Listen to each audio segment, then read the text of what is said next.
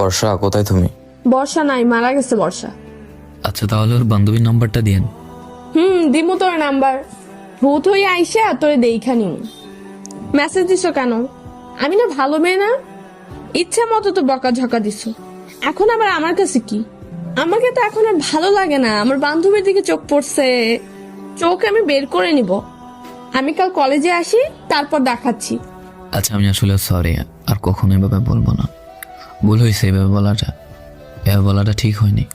আমি সত্যিই সরি, ভালো লাগছে না তোমাকে ছাড়া।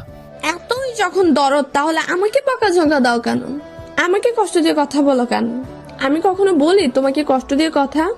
আচ্ছা বাবা, আমি বললাম তো সরি।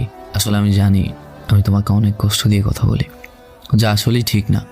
কিন্তু হ্যাঁ, আমি যতই কষ্ট দিই না কেন, তোমার হাত ছেড়ে কখনো যাব না। শুনি না এসব কথা তোমার। তুমি যাও, লাগবে না তোমার এসব মিষ্টি মিষ্টি কথা। সরি তো বাবা, আর হবে না এমন। তাহলে ভিডিও কল দাও আর কান ধরে সরি বলো, তাইলে মাফ করে দিব। আচ্ছা, ডান। তাও মাফ করে দিলাম, যদিও দোষটা আবার ছিল। ভালোবাসা মানেই তো আর টাইম পাস না। মেয়ে মানুষ আমরা তো একটু খুনসুটি করবই। শক্ত করে ধরে পথ চলাটা খুব কঠিন কাজ। সহজ, তবে দুজন একই মন মানসিকতার হতে হবে। নিজের দোষ না থাকা সত্ত্বেও যে বারবার সরি বলতে জানে, সে আর যাই হোক ছেড়ে চলে যাওয়ার মানুষ হতে পারে না। যে নিজের ভুল স্বীকার করার পরে বকাঝকা শোনার মতো ধৈর্য ধরতে পারে, সে আর যাই হোক অন্য সকল মেয়ের মতো হতে পারে না।